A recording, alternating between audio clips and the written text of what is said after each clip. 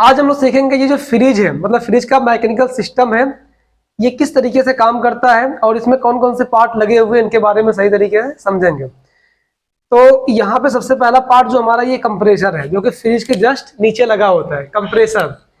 और दूसरा पार्ट यहाँ पे हमारा है कंडेंसर, जो फ्रिज के पीछे लगा रहता है। कभी कभार ये अंडरग्राउंड भी होता है, मतलब कि अंदर होता है, फ्रिज के बॉडी के अंदर ये कंडेंसर होता है, लेकिन ज्यादातर पीछे ही रहता है। कंडेंसर हो गया। उसके बाद ये लगा हुआ है फिल्टर, तीसरा नंबर इसी का आता है ना। इसका काम होता है गैस को छानना, गैस को, ठीक है। उसके बाद ही फिल्टर के बाद हमारी क्या चीज लगी हुई है, कैपिलरी। कैपिलरी काम क्या होता है, गैस की तीव्रता को कम करना, स्पीड को स्लो करना। और ये उसके बाद लगा हुआ है एवापोरेटर। इसका काम होता है ठंडा करना या फिर किसी वस्तु या स्थान की गर्मी को शोषित कर अपने कूलिंग का प्रभाव छोड़ना। अब यहाँ पे ध्यान से समझिएगा, आंसर दे दीजिएगा एक बार, उसके बाद फिर आगे बढ़ते हैं हम लोग। इसमें कौन सा एक ऐसा पार्ट है जो लो टेम्परेचर और लो प्रेशर रेफ्रिजरेंट को हाई टेम्परेचर और हाई प्रेशर रेफ्रिजरेंट में कन्वर्ट करता है, कंप्रेसर है ना, कंप्रेसर, क्लियर। उसके बाद कौन सा इसमें एक ऐसा पार्ट है जो वाष्प गैस को द्रव गैस में चेंज करता है, कंडेंसर। कंडेंसर ये है या ये है, ये वाला, ये वाला, ये। कौन सा एक ऐसा पार्ट है जो गैस को छानने का काम करता है, फिल्टर। फिल्टर किससे पहले लगा होता है, किससे, कैपिलरी से पहले, कंडेंसर के बाद। उसके बाद क्या लगा होता है, कैपिलरी। इसका काम क्या होता है, गैस की तीव्रता को कम करना, गैस की स्पीड को कम करना। और ये क्या है, एवापोरेटर। क्या करता है, ये गर्मी को खींचता है, अपनी कूलिंग का प्रभाव छोड़ता है। हाँ, मतलब ये कूलिंग का प्रभाव अपना छोड़ता है। हाँ, तो एकदम सही। अब आप लोग ध्यान से समझिए, कुछ एक्स्ट्रा चीजें भी यहाँ पे बताएंगे, जो बोर्ड पे बताए थे उससे भी कुछ अलग चीज यहाँ पे बताई जाएगी, उसको समझिए। कंप्रेसर के बारे में तुम ध्यान से समझिए। पहले ये जो कंप्रेसर होता है, ये होता है रेसिप्रोकेटिंग कंप्रेसर। क्या, रेसिप्रोकेटिंग कंप्रेसर फ्रिज में और डीप फ्रीजर में यूज किए जाते हैं, और वाटर कूलर में किसी किसी में यूज किया जाता है। ये जो रेसिप्रोकेटिंग कंप्रेसर है, इसकी पहचान ये है कि इसमें से 3 लाइनें निकली होती हैं और ये इस टाइप का दिखता है आपको। तो 3 लाइनों के नाम क्या है, एक का नाम है सक्शन लाइन, जो गैस को खींचता है, और दूसरे का नाम है डिस्चार्ज लाइन, जो गैस को फेंकता है, और एक है चार्जिंग लाइन, जो गैस को गैस से चार्ज, मतलब इससे गैस को चार्ज किया जाता है। अब इसमें पता कैसे चलेगा कि मतलब ये कौन सा सक्शन है, कौन सा डिस्चार्ज, कौन सा चार्जिंग। तो इसमें ध्यान दीजिएगा, हमको पता है कि कंप्रेसर के डिस्चार्ज लाइन पे क्या लगा होता है, कंडेंसर। तो कंडेंसर का लाइन जिस पे जुड़ा है वो क्या है, डिस्चार्ज लाइन। और इसके सक्शन लाइन पर जुड़ा होता है एवापोरेटर। हाँ, एवापोरेटर का आउटपुट जुड़ा होता है, तो जिसपे एवापोरेटर का आउटपुट जुड़ा मतलब सक्शन लाइन, क्या होगा, सक्शन लाइन हो गया। यदि और जिस जो एकदम खाली हो वो क्या है, चार्जिंग लाइन। यदि ये बाहर निकला हुआ है तब तो कुछ नहीं जुड़ा है ना, तब किसे पहचानेंगे कि कौन सा सक्शन है, जिस तरफ 2 लाइन निकली होगी हमारी डिस्चार्ज की होगी। नहीं, ऐसा नहीं होगा। देखिए, ये नहीं है कि जिस तरफ 2 लाइन निकली हो या सिंगल लाइन, ऐसा नहीं, पतले मोटे, ये नहीं। एक पतला मोटा का सिस्टम है, लेकिन ये भी 100% सही नहीं है। देखिए, पतला मोटा मतलब क्या है, सबसे मोटी लाइन इसमें होती है सक्शन लाइन, उससे पतली होती है चार्जिंग लाइन, उससे पतली होती है डिस्चार्ज लाइन, मतलब कि डिस्चार्ज लाइन सबसे पतली। लेकिन कहीं कहीं पे देखा जाता है कि 2 लाइन एकदम सेम दिखती है, पता ही नहीं चलता कौन इसमें डिस्चार्ज है, कौन सक्शन, कौन चार्जिंग। तो वो भी तरीका सही नहीं। तो हम क्या करेंगे, सिंपल उसको स्टार्ट करेंगे। जो 2 लाइनें खींच रही हैं, दोनों ही क्या है, सक्शन है। उसमें से जिसको चाहे हम चार्जिंग बनाए, जिसको चाहे हम सक्शन बना दें, ठीक ना, क्लियर ना। जो 2 लाइनें खींचने वाली हैं उसमें से एक चार्जिंग, एक सक्शन है, जिसको भी चाहे जो चाहे वो बना दें। और बाकी जो फेंक रही है वो क्या है, डिस्चार्ज को तो डिस्चार्ज ही रहेगा, इतना ध्यान रहे। सिचुएशन के हिसाब से जानते हुए भी चार्जिंग लाइन को सक्शन लाइन बनाना पड़ता है। सिचुएशन क्या, इसको समझिए। फ्रिज के पीछे ये लगा है, फ्रिज से एवापोरेटर की पाइप जस्ट ऐसे निकल के आ रही है और यहीं यहाँ पे खत्म हो रही है, तो हमको क्लियरली पता है कि पतली लाइन चार्जिंग है, लेकिन फिर भी हम इसी में जोड़ देते हैं, क्योंकि यहाँ से क्या, इसे घुमाना पड़ेगा, पाइप जोड़ना पड़ेगा, वहां जोड़ना पड़ेगा, जबकि दोनों लाइनें जाके एक ही जगह खुली हुई है, तो हम यहाँ पे जोड़ देते हैं। यदि यहाँ वो लाइन हमारी इधर से निकली हुई है तो हम इसमें जोड़ देते हैं। क्लियर ना, इतना कंफर्म है। उसके बाद ये क्या करेगा, low temperature low pressure gas को अंदर लेगा और उसको हाई टेम्परेचर और हाई प्रेशर गैस में कन्वर्ट करके डिस्चार्ज लाइन से बाहर निकालेगा। तो कहाँ जाएगा, कंडेंसर। कंडेंसर काम होता है कि वेपर रेफ्रिजरेंट को लिक्विड रेफ्रिजरेंट में चेंज करना, मतलब वाष्प गैस को द्रव गैस में बदलना।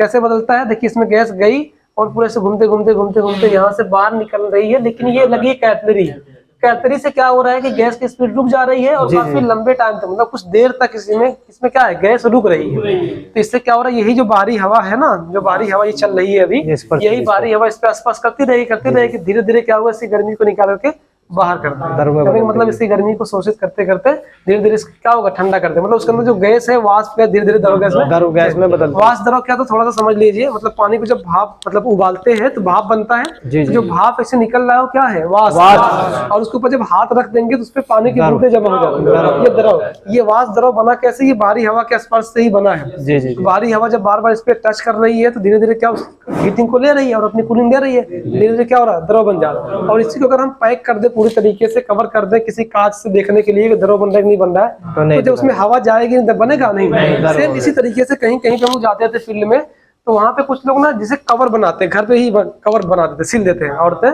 सिल देती हैं। वो क्या करते हैं, कवर तो 3 साइड लगा सकते हैं, मतलब राइट, लेफ्ट और पीछे की तरफ, सामने की तरफ, पीछे नहीं। हाँ, वो भी अगर कहीं अंडरग्राउंड पाइपिंग है तो उसके साइड में भी कवर नहीं लगा सकते हैं, पाइप अंदर, तो वो क्या करते, तीनों तरफ लगाते हैं ऐसे, चारों तरफ, तो उसमें कंडेंसर भी ढक गया, तो इसमें जब हवा लग ही नहीं पाएगी तो वाष्प गैस द्रव गैस बदलेगी नहीं, तो उस केस में भी कंप्रेसर ट्रिप कर देगा, तो हवा लगना जरूरी है। इसीलिए ये फ्रिज की जो दूरी होती है दीवार से लगभग 6 इंच की दूरी रखते हैं ताकि हवा लगे।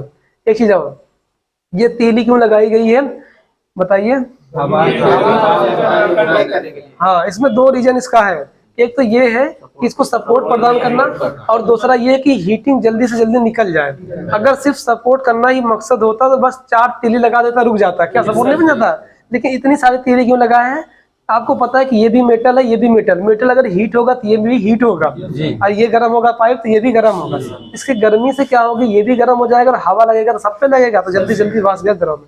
एक और एक्स्ट्रा क्वेश्चन इसमें होता है कि कंडेंसर हमेशा काला ही क्यों होता है, या कंप्रेसर हमेशा काला ही क्यों होता है? ऐसे नहीं होता है ज्यादातर, मतलब हमारे फील्ड में तो काला ही मिलता है। तो काला ही क्यों होता है, आखिर ये कंप्रेसर कंडेंसर का रंग काला ही क्यों होता है? तो काला रंग क्या करता है, उष्मा को शोषित करता है। अब यहाँ पे क्वेश्चन ये आएगा कि जब हम लोग काला कपड़ा पहन के निकलते हैं बाहर तो गर्मी हमको ज्यादा लगती है, तो काला रंग शोषित का मतलब इसको गर्मी और सोखेगा, खुद ही पहले अंदर से गर्म है, बाहर से भी गर्मी सोखेगा तो और भी दिक्कत। बट ऐसा नहीं है, काला रंग उस उष्मा को शोषित करेगा, लेकिन उस उष्मा को शोषित करेगा जिधर ही गर्मी ज्यादा रहेगी, तो जिधर उष्मा ज्यादा है। तो ध्यान दीजिए, यहाँ पे जो कंप्रेसर की गर्मी है ये टेम्परेचर गर्मी से ज्यादा है या नहीं है? तो ये क्या करेगा, अंदर की गर्मी को खींच के ऊपर लेके आएगा, और बाहरी हवा लगने से क्या होगा, गर्मी निकलती रहेगी। समझ में आया ना? तो इसीलिए कंप्रेसर का रंग और इसका रंग काला किया जाता है ताकि गर्मी निकलने में थोड़ा सा आसानी हो, मदद। उसके बाद ये हमारी गैस निकल के यहाँ से निकलेगी, द्रव रेफ्रिजरेंट कहाँ जाएगी, फिल्टर में। फिल्टर का काम होता है गैस को छानना। ये फिल्टर का नाम, ये भी कंडेंसर का नाम है वायर मेश कंडेंसर, ये सब लिखा जाएगा क्वेश्चन आंसर में।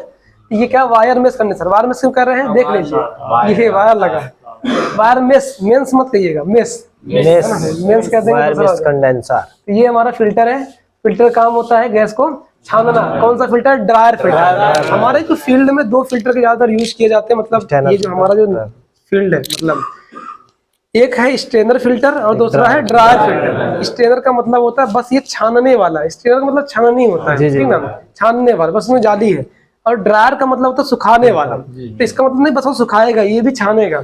जाली इसमें भी लगी रहती है, इसमें गोली भी रहती है, सिलिकॉन की गोली रहती है। इसमें क्यों गोली डाली गई है, इसमें ना जब इसे करेंगे तो आवाज आएगी, इसमें अगर जरा सी भी नमी रह जाएगी ना तो नमी क्या होगी, यहाँ पे जाके बर्फ बन जाएगी और चोक कर देगा सिस्टम को। तो इसीलिए इसको डाला जाता है, ये ड्रायर फिल्टर लगाते हैं ताकि कोई भी नमी इसमें थोड़ी बहुत अगर वैक्यूम सही से ना हो पाए रह जाए तो नमी जाके ये क्या सोख लेगा, जिससे कि हमारा सिस्टम चोक नहीं होगा। इसलिए ड्रायर फिल्टर की हमेशा फ्रिज में यूज करते हैं। उसके बाद कैलपरी है, कैलपरी काम होता है, इस पर ध्यान रखिए। तो नॉर्मली आपको बता देना गैस की स्पीड को कम करना, लेकिन इंटरव्यू में ये पूछेगा कि बताओ कैलपरी हाई प्रेशर को लो प्रेशर में कन्वर्ट करती है या लो प्रेशर को हाई प्रेशर में कन्वर्ट करती है? तो क्या करते हैं, हाई प्रेशर को लो प्रेशर में क्या करती है, कन्वर्ट करती है। क्लियर, ठीक है। तो हाई प्रेशर रेफ्रिजरेंट को लो, तो ये करती है। उसके बाद ये गैस हमारी सीधा जा कहाँ पे खुलेगी, यहाँ पे ध्यान दीजिए आप लोग। ये एवापोरेटर अपना पूरा है और इसमें देखिए 2 लाइनें, ये देखिए बर्फ जम गई, देख रहे ना, ये क्या है, ये बर्फ ही तो है ना, काफी ज्यादा ठंडा ये। तो अब ये देखिए 2 लाइनें हैं, एक पतली लाइन यहाँ पे देखिए, मोटी ये भी थी, मोटी ये भी थी, लेकिन ये आगे जाके पतला कर दिया है और ये पतला नहीं किया है। तो जो पतला है उसमें कैलपरी जोड़ी जाती है और जो मोटा है उसमें सक्शन लाइन जोड़ी जाती है, कंप्रेसर में चला जाएगा। तो जैसे ही ठंडा कैसे करता है, जब इसमें गैस पूरी रहेगी तो ये भी गर्म रहेगा, कंडेंसर फिल्टर भी गर्म, नॉर्मली कैलपरी भी गर्म रहती है।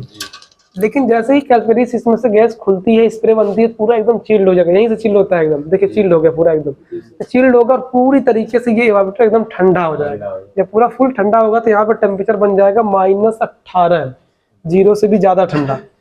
अब क्या होगा, यहाँ पे जब भाप निकलेगी और भाप निकल कभी कभार देखते होंगे आप लोग, जब फ्रिज के ढक्कन खोलेंगे तो भाप वही है, वो भाप का टेम्परेचर -18 -15 ऐसे रहता है। वो भाप नीचे ऊपर घूमती रहेगी, जिससे क्या होगा, सामानों को ठंडा करता रहेगा। फिर बाद में ये गैस हमारी वापस होगी, यहाँ से घूमते घूमते लास्ट में यहाँ से सक्शन लाइन से वापस होकर के सीधा कहाँ चली जाएगी, कंप्रेसर में। और ये फिर ठंडा मतलब दोबारा से और ज्यादा इसको हीट करेगा और फिर प्रेशर भी देगा और फिर इस तरीके से घुमाता रहेगा। जब तक ये गैस घूमती रहेगी तब तक ठंडा होता रहेगा। किसी वजह से अगर ये गैस घूमना बंद हो गई तो ठंडा होना बंद हो जाएगा। उसका रीजन क्या है गैस ना घूमने का? एक तो लीक हो जाना, गैस का निकल जाना, लीक हो जाना।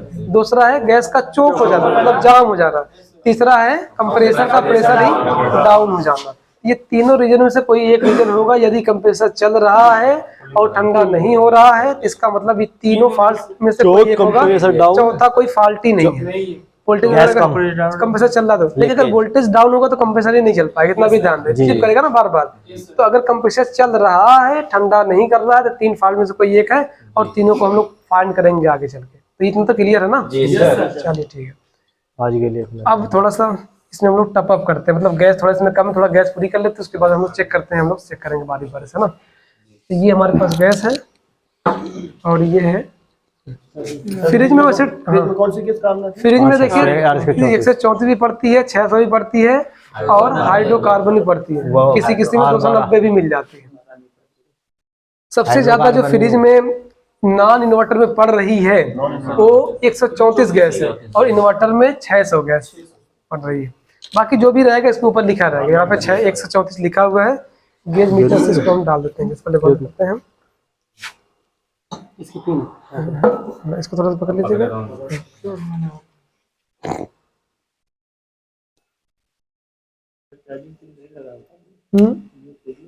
हाँ, चार्जिंग पिन नहीं रहेगा तो पिंच रहेगा, तो पिंचिंग को हटा देंगे, पहले हीट करके निकाल देंगे। गैस निकालने के बाद, तोड़ने के बाद, तो उसके बाद फिर ये पिन लगा देंगे। टप अप नहीं करते फ्रिज में, फील्ड में समझ गए टप अप कर दें। अरे गैस कम क्यों होती है? लीकेज की वजह से होती है। टप अप कर देंगे, दोबारा से लीकेज करिएगा, फिर निकल जाएगा। लीकेज सही कर, लेकिन इसमें लीकेज नहीं है, इसलिए टप अप कर रहे हैं, क्योंकि ये निकाली गई है अपने से। गैस पकड़ लीजिए या इसको लगा दीजिए, लगा इसको डरिए ना। ये काम गैस खोलिए। गैस डालने का प्रोसेस मतलब क्या है? वैक्यूम करने के बाद, मतलब सब सही करने के बाद लीकेज वगैरह वैक्यूम करते हैं, फिर सीधा गैस सही स्टार्ट कर दीजिए। खोलिए, पूरा खोलिए, खोलिए। गैस के सिलेंडर को उल्टा करके भी चार्ज कर सकते हैं और सीधा कर दे, कोई दिक्कत नहीं। बाकी आप उल्टा ही कर लीजिए, ज्यादा अच्छा क्या है, उल्टा कर लीजिए। और खोलिए, और खोलिए। देखिए यहाँ से पहले एयर निकालेंगे इसकी। खोलिए, खोलिए। देखिए एयर ये निकल चुकी है। अब गैस देखिए निकल रही ना, बस हो गया। अब क्या करेंगे, गैस डाल देंगे, मतलब खोलेंगे थोड़ा सा, देखिए जा रही गैस, और फिर बंद करेंगे। थोड़ा डालेंगे, थोड़ा बंद करेंगे। हाँ, अभी ये कंप्रेसर की आवाज भी बढ़ेगी, लोड पड़ेगा तो बढ़ेगा। तो 10 PSI होता है इसका प्रेशर। फ्रिज में गैस चार्ज करते हैं और 134 गैस का कितना प्रेशर है? 10 PSI। 10 अभी फिलहाल 0 पे ही है। रनिंग प्रेशर 10 है, स्टैंडिंग 60 से 80 रहेगा। 60 से 80 स्पीड देखिए बढ़ रही है। अभी सब लोगों को बुलाएंगे, बारी बारी चेक किया जाए कौन सी पाइप गर्म होती है, कौन सी नहीं। सेंसिंग से ही पता चलता है गैस है या नहीं है। सेंसिंग करना आना चाहिए, क्या है, कितना गर्म, कितना क्या होता है। आवाज देखिए बढ़ गई। फिलहाल अभी ये 10 PSI पे सुई हमारी आ चुकी है, चल रहा है ठीक। इसमें 70 ग्राम गैस, 70 ग्राम, 80 ग्राम, 90 ग्राम, 40 ग्राम, 35 ग्राम, बस। अगर 190 लीटर तक फ्रिज है सिंगल डोर, लगभग ज्यादातर 190 लीटर 180 लीटर की ही आती है ज्यादातर सिंगल डोर, तो उसमें जो 70 ग्राम, 60 ग्राम, 80 ग्राम, 90 ग्राम पड़ती है। अगर कहीं उसमें 134 के अलावा 600 डाली जा रही है तो 35 ग्राम बस 40 ग्राम, इतना ही। इतनी है? हाँ, 600 35 का 40, और ये 20-20 साल तक भी चल जाते हैं। मतलब लीकेज अगर ना हो तो चलता रहेगा, क्यों लीक ना हो, चोक ना हो, कंप्रेसर डाउन ना हो। खराब कहाँ, एक्सपायरी डेट इसका होता ही नहीं। ये मत सोचिए गैस रखे 2 साल से एक्सपायर हो गया, एक्सपायरी डेट इसमें होता ही नहीं है, इनफाइनाइट है सर। तो ठीक है, गैस हमारी पूरी 10 पीसाई हो चुकी है। गैस को यहाँ बंद कर दीजिए, फिर आगे हम लोग समझते हैं।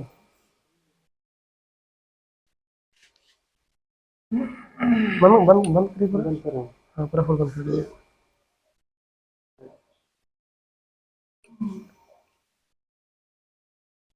पाइप जो गैस थोड़ा सा डाल देते हैं, लेकिन गैस जब पूरी हो जाए तब नहीं डालेंगे पाइप गैस, तो ज्यादा हो जाएगी। फ्रिज वाली गैसें भी ज्वलनशील होती है? हाँ होती है, RSS होती है, इसके अलावा सारी गैसेस में ज्वलनशील है। सारी गैसें मतलब समझ रहे हैं ना, हाइड्रोकार्बन 290 और 600 सब ज्वलनशील।